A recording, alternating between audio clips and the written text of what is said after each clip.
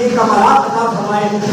کہ حضور علیہ السلام نے فرمایا کہ عمر بن خطاب کے اندر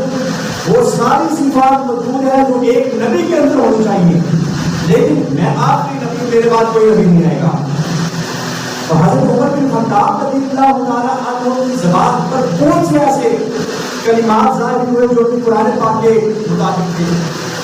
آپ کے قول کے مطابق کئی ایسے آیات جو اللہ تعالیٰ کی طرف سے حضرت علیہ السلام کی طرف سے نازل ہوئی، جو حضرت عمر بن خطاب رضی اللہ تعالیٰ عنہ کی زبان اقدس پر پہلے جائے، جس طرح کہ عورتوں کو پردے کا حکم دیا گیا۔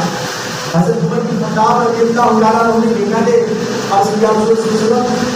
کہ نبی کریم صلی اللہ علیہ وسلم کی گھر والیوں اور مومنین کے لیے، مومنات کے لیے پردے کا حکم ہونا چاہیے۔ تو اللہ تعالیٰ کی طرف سے حکم نازل ہوگی، اللہ تعالیٰ کی طرف سے وحی نازل ہوگی۔